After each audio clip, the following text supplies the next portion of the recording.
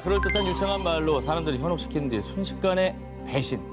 피해자들을 피눈물 쏟게 만드는 악덕 범죄자들이 있는데요. 이번 특종은 세계를 농락한 희대의 사기꾼 19입니다.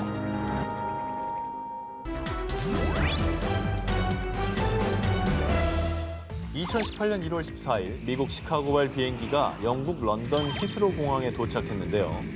그런데 그 비행기에 탑승했었던 66세 미국인 메릴린 하트먼이 세관 직원의 신고로 체포. 정체가 발각된 그녀는 곧바로 미국으로 추방됐습니다. 뭔가 밀반이 됐나요? 세관이라고 하니까 뭔가 물건이 좀 있지 않았을까. 들이면 안 되는 거라든가 뭐, 그죠? 전혀 아닙니다. 뭐야?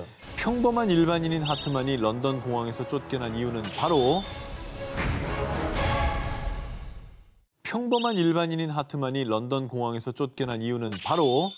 탑승권도 여권도 없이 비행기에 무단 탑승했기 때문인데요. 타인의 탑승권이나 여권을 훔친 게 아니라 애초에 없었던 겁니다. 아니, 여권이 없이 어떻게 들어와요? 그 게이트가 통과돼요?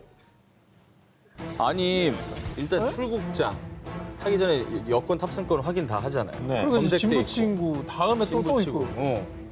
아니 그리고 일단 또 비행기 타기 전에 다 찍고 그걸 있는지 아닌지 확인하고 타지 않아요? 아니, 근데 나는 뭔 사기를 쳤는지 모르겠는데 어떻게 들어가는지가 너무 궁금해 미칠 것만 같아요. 그죠? 아니, 거기를 어떻게 뚫고 들어가요? 어떻게 왜요? 들어간 거야? 근데 더 황당한 건요. 이 하트만이 비행기에 무단 탑승한 게 이게 처음이 아닙니다. 2002년에 덴마크 코펜하겐에 간 게 처음이었죠. 여권이요? 없어도 상관없던데요.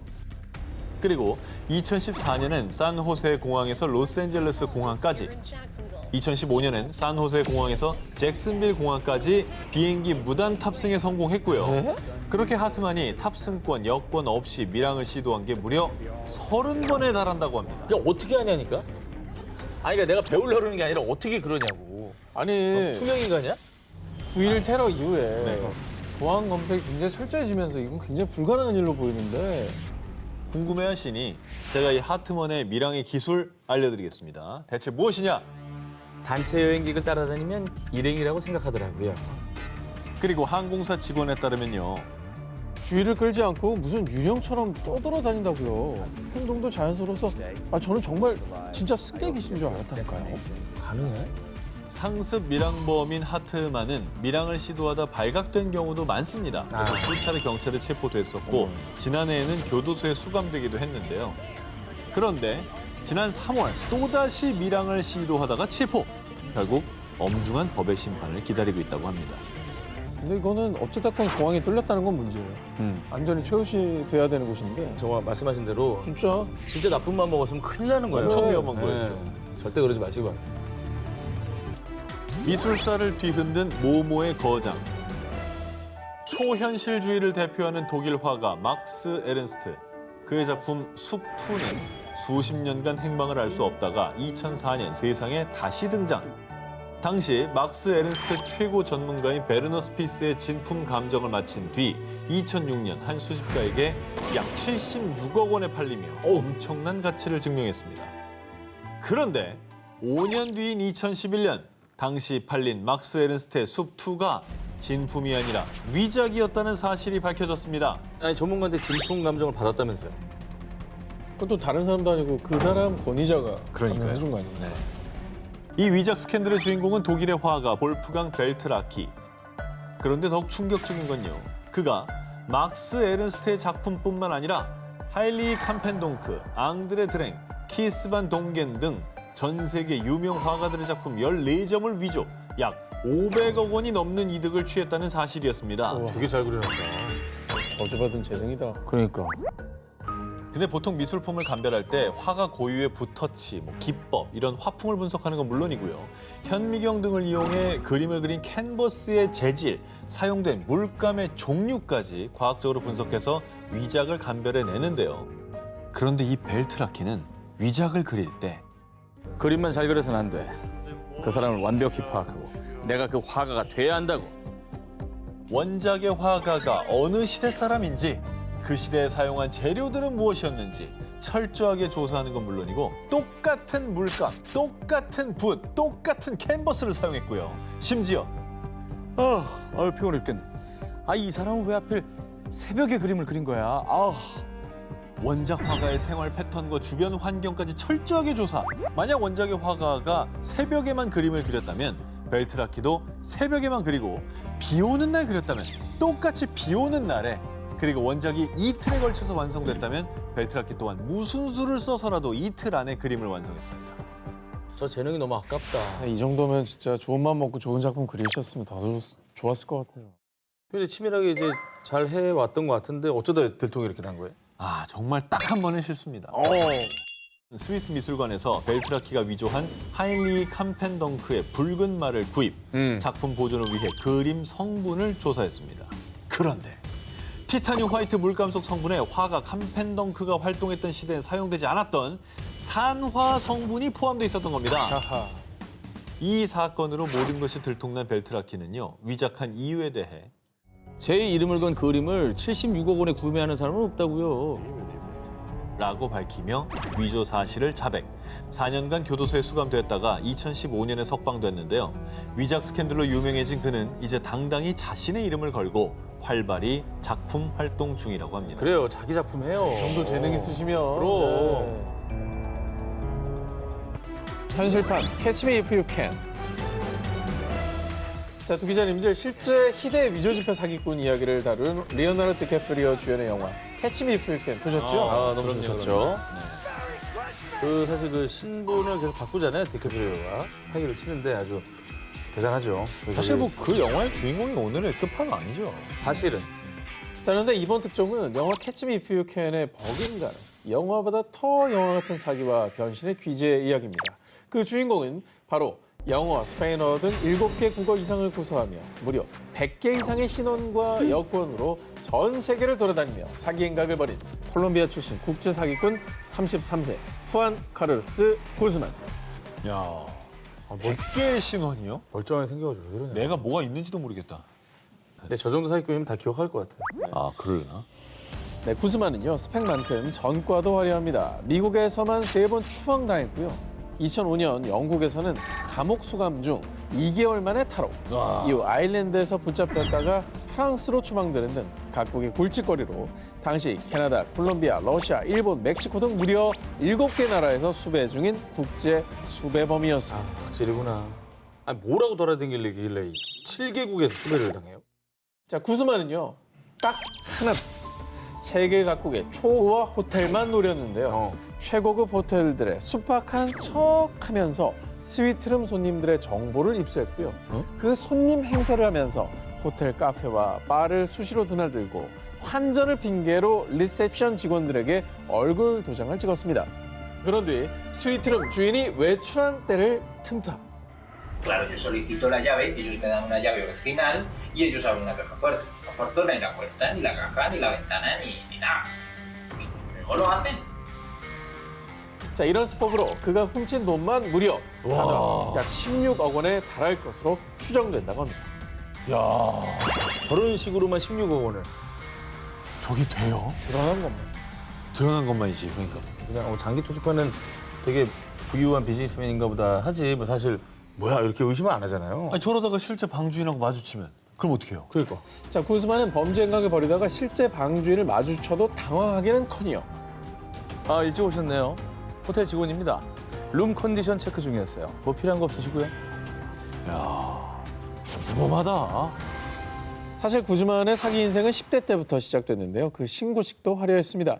자, 가난 때문에 가출한 구스만은 1993년 미국 마이애미 공항에서 거의 죽기 직전의 몰골로 비행기 랜딩 기어에서 발견되는데요. 뭐라고?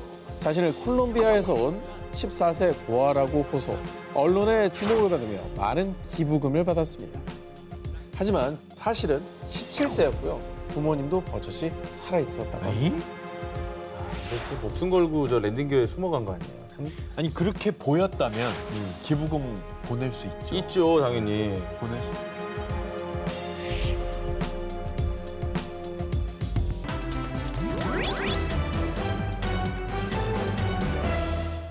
2017년 11월 미국 필라델피아의 고속도로에서 한밤중 운전을 하다 길을 잃은 케이트 맥클루어. 그리고 하필이면 그때 자동차 연료마저 떨어지는 난감한 상황에 봉착합니다. 그런데 이때 아니, 저 연료가 다 떨어진 것 같은데 제가 도와드릴까요? 노숙인이었던 조니 보빗은 자신의 전 재산인 $20, 하나로 약 24,000원가량을 탈탈 털어 자동차 연료를 구매, 맥클루어를 도와줬습니다. 오. 야, 노숙인 본인도 어려우실 텐데. 그렇죠. 힘든 일에 처한 사람을 지나치지 않고 도와준 아주 미담 기사인데요. 도움을 준 보빗에게 보답하고 싶었던 맥클루어는 남자친구와 함께 온라인 기부 사이트에 이 사연을 게시했고요. 이 마음이 따뜻해지는 훈훈한 사연에 무려 14,000여 명이 기부에 동참, 며칠 만에 약 4억 7천만 원의 기부금이 모였습니다. 우와. 그런데 말입니다. 그로부터 10개월이 지난 2018년 9월, 노숙인 보빗이 돌연 이 맥클루어와 그녀의 남자친구를 고소했다는 소식이 들려왔습니다. 아, 설마. 보빗의 주장에 따르면 그 빌어먹을 커플이 저한텐 기부금을 한 푼도 안 주고 자기들끼리 다 써버렸다고요? 맥클로우와 남자친구가 약 4억 7천만 원의 기부금 중 약 3억 9천만 원을 가로채 고급 자동차를 구매, 전용기로 여행을 다니며 도박으로 돈을 탕진했다는 겁니다. 하지만 맥클로우와 남자친구는요. 기부금이 아니라 저희 돈으로 차 사고 여행을 갔던 거라고요. 그리고 약물 중독에 빠진 보빗이 약물을 끊고 일을 시작하면 기부금의 나머지를 줄 것이라고 주장했습니다. 아니 자기들이 뭔데 줬다만. 그러니까. 자기들이 돈이 무슨 아니잖아. 뭐 재활센터도 아니고 저걸 왜 자기들이 결정하죠? 아니 근데 둘 중에 하나 중에 누굴 믿어야 되는 겁니까 이거 지금? 아니 이건 너무 명백한데 뭐. 저 사람 도와달라고 사연을 올리고 기부금을 받았으면 그건 다 줘야지. 그치. 자기가 왜 가져? 자, 그런데 수사 결과 드러난 충격적인 진실이 있습니다. 사실 맥클로우는 자동차에 연료가 떨어진 적이 없었습니다. 그리고 노숙인 보빗은 그녀를 도와준 척도 없었다는 것이죠. 사실 커플과 노숙인 보빗은 기부금을 모으기 한 달 전 도박장에서 처음 만났습니다. 아, 나 돈 필요한데. 아, 어디 돈 나올 데 없나? 저한테 아주 좋은 아이디어가 있는데 함께 하실래요? 콜? 큰 돈을 벌 궁리를 하던 세 사람은 기부금 자작극을 계획합니다. 한 팀이었어. 그러네. 자, 그렇게 거짓으로 사연을 작성해 기부금을 편취한 것이지요.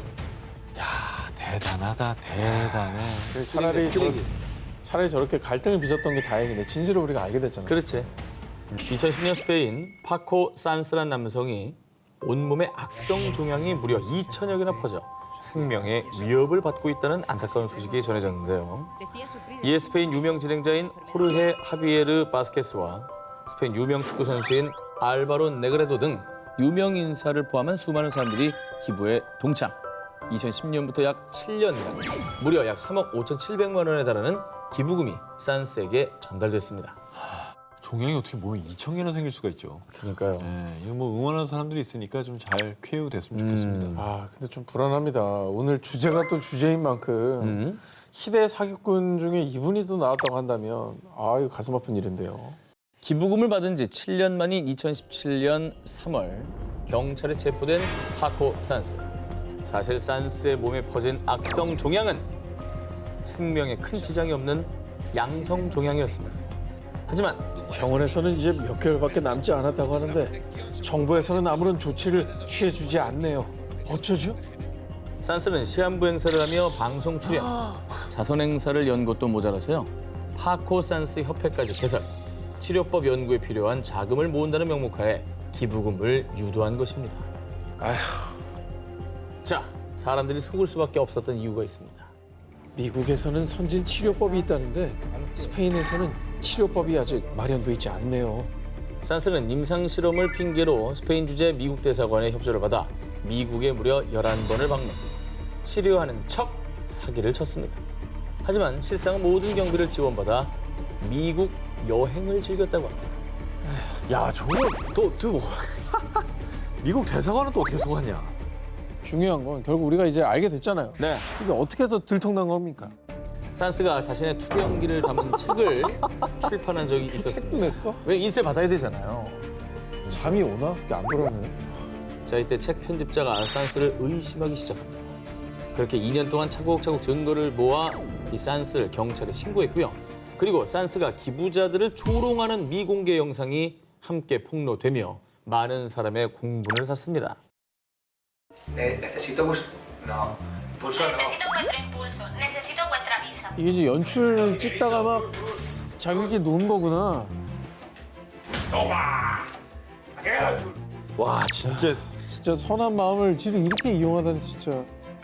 사람들의 선량한 마음을 악용해 기부금을 편취한 사기꾼들. 그 만행에 대한 대가를 단단히 치러야 할 겁니다.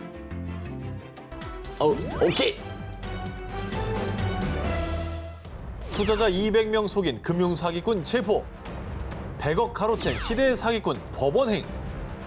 1999년 미국 뉴욕 롱아일랜드에서 사기 행각으로 체포된 아이라 모나스. 사실 그는 증권 사기 혐의로 수감된 적이 있는 사기 전과자였습니다. 아니 사기로 처벌하고 또 사기를 쳤어요? 그렇죠. 아유 정말. 스케일도 크다. 200명을 상대로 100억을 사기친 거면. 간땡이가 얼마나 그렇군요, 부어야 아니네. 저런 걸 할까? 그런데 정말 놀라운 사실은 그가 범죄를 저지른 장소가 다름 아닌 교도소 아니었다는 겁니다. 교도소에서 사기를 어떻게 쳐요? 뭘? 뭐 만나기는 해야 사기를 치는 거 아니에요? 희대의 사기꾼에겐 가능했습니다. 이게 어떻게 된 일이냐? 1999년 당시 금융사기 혐의로 2년에서 4년형을 선고받고 교도소에 복역 중이었던 모나스는 자신이 운영하던 2개의 투자회사 직원들에게 교도소 내 공중전화로 전화를 걸어서 나 지금 유럽 출장 중이라 연락이 잘 안 될 거야. 확실한 종목이 있으니까 얼른 고객들한테 전달해. 모나스의 수감 사실을 몰랐던 직원들은 그가 일러준 투자 정보를 고객들에게 그대로 전달. 고객들은 직원들의 말을 믿고 돈을 송금했던 겁니다. 그렇게 모나스는 약 200명의 투자자들에게 850만 달러, 한화 약 100억 원의 투자를 받았지만 약속한 주식은 단 한 주도 사지 않은 채 사적으로 사용했다고 합니다. 어휴. 아니 근데 어쨌든 반성하라고 그 교도소 가 있는 거 아닙니까? 거기서도 이런 사기 행각을 하면 안 되죠. 결국에는 감금이 돼 있으니까 뭐 가족들이나 뭐 이런 최소한 인권 배려를 위해서 그런 전화 연결을 쓰게 해주는 건데 야, 진짜 그걸 또 대박이다. 사기에 쓰다니 정말 상종 못한 인간이네요. 차원이 다르다. 하지만 이 모나스는 2001년 복역 17개월 만에 가석방으로 풀려났습니다. 재소근무네요, 재소근무. 그리고 이게 저 경제사 보면 미국 내에서 가중처벌되고 또 종종 전과가 있으니까 이게 뭐 몇백 년형 막 나오고 그러잖아요, 미국에서. 그래요. 이거 더 강력하게 처벌을 왜 못했지? 분노하긴 아직 이릅니다. 모나스는 가석방으로 풀려나자마자 교도소 밖에서 대기하고 있던 연방검찰 수사관에게 그대로 다시 체포. 370만 달러, 한화로 약 43억 원이 남아있던 은행 계좌도 동결됐다고 합니다. 100억 원을 받았다면서요. 네, 근데 43억 원밖에 안 남았어요? 시원하게 쓴 거죠. 그 교도소 안에서 전화 통화만으로 50억을 날린 거예요? 그런 셈이네요. 어떻게 해야 그럴 수가 있는 거야?